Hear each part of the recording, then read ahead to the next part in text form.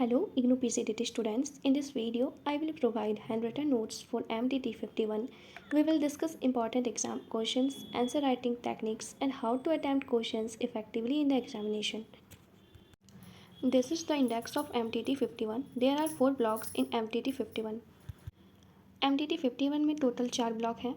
Exam में 100 marks के question पूछे जाते हैं। हर एक क्वेश्चन 20 नंबर का रहता है। आपको 5 क्वेश्चन अटैम्प्ट करना है। क्वेश्चन नंबर 9 कंपलसरी रहता है।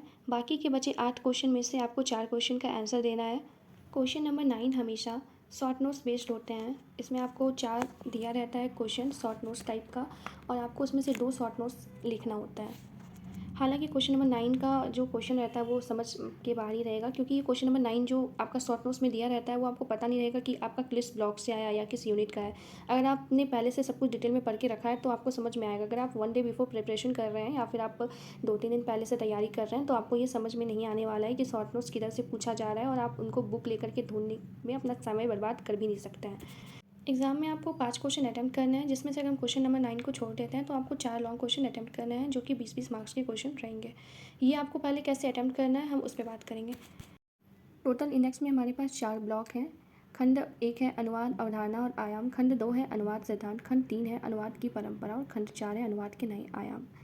मैंने ग्रेजुएशन भी इग्नू से किया है और मास्टर्स भी इग्नू से किया है, तो मुझे इतना तो समझ है कि आ गया इग्नू के पैटर्न को देखते हुए कि आप इग्नू में सब कुछ पढ़ने पे ध्यान ना दें, कुछ छोड़ने पे भी ध्यान दें। क्योंकि अगर आपको एग्ज़ाम में मार्क्स स्कोर करना है, अगर पास होना है या उससे ज़्यादा या अच्छे नंबर लाने हैं, तो अगर आप सब पढ़ के जाओगे तो वो भी सही है कि अगर आप पहले से प्रिपेयर कर लियो तो फिर ठीक है। बट आप 1 डे पहले प्रिपरेशन कर रहे हो या कुछ दिन पहले ही आपने स्टार्ट किया, एग्ज़ाम से पहले ही स्टार्ट किया अगर आपने, तो अगर आप सारा ब्लॉक को बैठ कर पढ़ने जाओगे, सारे यूनिट को बैठ कर पढ़ोगे, अगर 19 यूनिट है टोटल, अगर 19 यूनिट को आप बैठ कर पढ़ोगे तो ये आप हो ही पॉसिबल तो है नहीं इतना कर पाना, और आप एग्ज़ाम के टाइम तक आप मैनेज नहीं कर पाओगे इतना। तो कुछ पढ़कर जाना और कुछ छोड़ना ही बेटर रहेगा कि आप कुछ ब्लॉक को पढ़ लो मीन्स कम्प्लीटली पढ़ो। अगर आप एक ब्लॉक उठा रहे हो तो उसके सारे यूनिट्स को अच्छे से पढ़ लो, और सारे ब्लॉक आपको पढ़ने की ज़रूरत नहीं है। आप 2 से 3 ब्लॉक ही करोगे तो सारे क्वेश्चंस आपके उसी में से आ जाएंगे और आप अच्छे से अटेम्प्ट कर लोगे। क्योंकि टोटल क्वेश्चंस 8 रहता है, जिसमें से आपको 4 करना है लॉन्ग में, तो वो आप मैनेज कर लोगे कुछ ब्लॉक को ही पढ़ते हुए। अगर हम ब्लॉक 1 की बात करें तो ब्लॉक 1 में आपका 5 यूनिट है। तो ब्लॉक 1 से हमेशा 2 क्वेश्चन एग्जाम में फिक्स रहते हैं कि आते ही हैं। अब वो किस यूनिट से आएंगे वो फिक्स नहीं है, बट इतना फिक्स है कि ब्लॉक 1 में आपका 2 क्वेश्चन फिक्स है, आएगा ही। अगर हम ब्लॉक 1 के सारे 5 यूनिट को अच्छे से कर लेते हैं, और जो कि ये जो पाँचों यूनिट है वो एक दूसरे से इंटरलिंक्ड है, ठीक है। तो अगर आप ये 5 यूनिट कर लेते हैं तो आपका 2 क्वेश्चन वहाँ से कंप्लीट हो जाएगा। और अगर मैं अपने अकॉर्डिंग प्रिपरेशन के लिए बताऊँ तो मैं क्या कर रही हूँ, मैं ब्लॉक 1 कर ले रही हूँ और ब्लॉक 4 कर ले रही हूँ। क्योंकि ब्लॉक 1 से भी 2 क्वेश्चन फिक्स से आएंगे ही आएंगे, और ब्लॉक 4 से भी 2 क्वेश्चन रहते हैं वो फिक्स आएंगे ही आएंगे। अगर आप क्वेश्चन पेपर निकाल करके देखोगे तो क्वेश्चन पेपर के स्टार्टिंग के जो 1 और 2 नंबर क्वेश्चन रहते हैं वो ब्लॉक 1 से ही रहते हैं। या तो आपका अनुवाद का अर्थ, परिभाषा, स्वरूप पूछ लिया जाता है, या डायरेक्टली अनुवाद का महत्व पूछ लिया जाता है, या अनुवाद की महत्व और सीमाएँ पूछ लिया जाता है। और मैंने जो जून सेशन है और दिसंबर सेशन है, दोनों के एग्ज़ाम पैटर्न को मैंने एनालिसिस किया है। और मैंने एनालिसिस करके ये देखा कि मैंने 2022 तक के क्वेश्चन देखा, 22 का देखा, 23 का देखा, 24 का देखा, 25 का देखा। मैंने ये देखा कि जो ब्लॉक 1 है उससे 2 क्वेश्चन आ रहे हैं, ब्लॉक 4 जो है उससे भी 2 क्वेश्चन आ रहे हैं, और ब्लॉक 2 जो है उससे भी 2 क्वेश्चन आते हैं, ठीक है। लेकिन जो ब्लॉक 2 का जो पैटर्न है वो कुछ साल टूट गया है, कभी पूछता है एक क्वेश्चन ही, कभी नहीं पूछता है। इसीलिए हम रिस्क नहीं लेना चाहेंगे और हम ब्लॉक 1 और ब्लॉक 4 पे ही मेनली ध्यान देंगे। अगर आपके पास टाइम है, अगर आप कर सकते हैं तो आप ब्लॉक 2 भी कर सकते हैं। ब्लॉक 3 मेरे ख्याल से उतना इंपॉर्टेंट नहीं है, क्योंकि इतने प्रीवियस ईयर क्वेश्चन को मैंने देखा है तो उतना रिपीट इससे नहीं हो रहा है जितना ब्लॉक 1, ब्लॉक 4 और ब्लॉक 2 से हो रहा है। सबसे पहले आप ब्लॉक 1 और ब्लॉक 4 पे ध्यान दें, एंड देन आप ब्लॉक 2 पे ध्यान दें।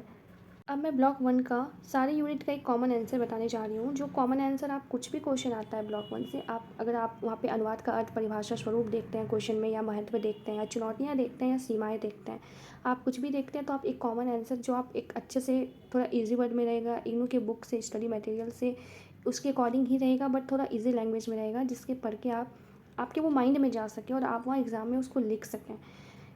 हमारा पहला यूनिट जो है वो है अनुवाद का अर्थ, परिभाषा और स्वरूप। ये जो कॉमन आंसर मैंने लिखा है, ये आप कोई भी यूनिट का क्वेश्चन आएगा, आपको ये इंट्रोडक्शन आप मतलब अगर आपसे पूछा जाएगा अनुवाद का महत्व क्या है, अनुवाद की चुनौतियाँ क्या हैं, सीमाएँ क्या हैं, तो आप पहले अनुवाद का अर्थ देंगे, परिभाषा देंगे, स्वरूप देंगे, कुछ तो इंट्रो देंगे ही, तभी आपको, क्योंकि एक 20 नंबर का क्वेश्चन पूछा जा रहा है आपसे, तो आप उसका एटलीस्ट 4 टू 5 पेज आपको आंसर देना पड़ेगा। और इन 4 से 5 पेज से पहले आप 2 पेज तो कम से कम इंट्रोडक्शन, डेफिनेशन और जो मीनिंग है वो लिख दें, ताकि 2 पेज आपका इसमें हो जाए और 2 पेज जो पूछा जा रहा है उस पे लिखें। तो सबसे पहले मैंने यहाँ पे प्रस्तावना लिखा हुआ है, तो प्रस्तावना आप दे सकते हैं अनुवाद की कि मानव सभ्यता में भाषा का अत्यंत महत्वपूर्ण स्थान है। मानवीय सभ्यता के विकास में भाषा का अहम भूमिका रहा है। भाषा के माध्यम से मानव अपने विचारों, भावनाओं, अनुभवों और ज्ञान का आदान प्रदान करता है। विश्व में अनेक भाषाएं प्रचलित हैं, जिसके कारण विश्व में लोगों के बीच संवाद स्थापित करने के लिए अनुवाद की आवश्यकता पड़ती है। अनुवाद एक ऐसी प्रक्रिया है जो भाषाओं, संस्कृतियों और समाजों को एक दूसरे से जोड़ने का कार्य करती है।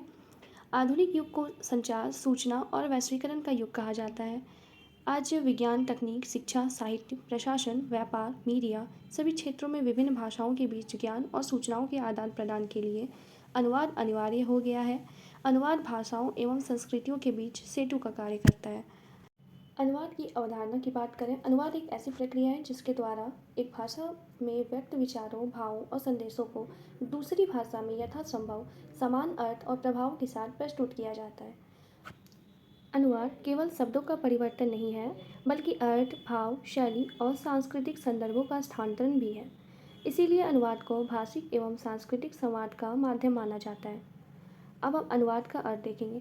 अनुवाद शब्द संस्कृत के 2 शब्दों से मिलकर बना है, अनु प्लस वाद, जो अनु एवं वड धातु से बना है। अंग्रेजी में अनुवाद के लिए ट्रांसलेशन शब्द का प्रयोग किया जाता है।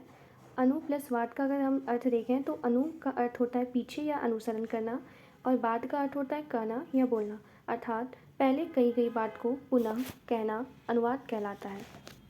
अनुवाद की परिभाषा, विभिन्न विद्वानों ने अनुवाद को अलग अलग परिभाषा दिया है, पर उनका मूल उद्देश्य एक ही है, अर्थ का स्थानांतरण।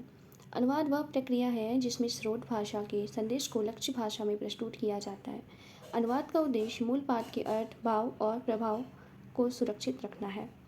अनुवाद का स्वरूप, अनुवाद का स्वरूप बहुआयामी है। इसे निम्नलिखित रूपों में समझा जा सकता है: भाषिक स्वरूप, सांस्कृतिक स्वरूप, संप्रेषणात्मक स्वरूप, सृजनात्मक स्वरूप एवं ज्ञानात्मक स्वरूप। इन स्वरूप, अगर हमसे क्वेश्चन इन स्वरूप के बारे में पूछा जाएगा तो हम एक एक पॉइंट को डिटेल में एक्सप्लेन कर देंगे।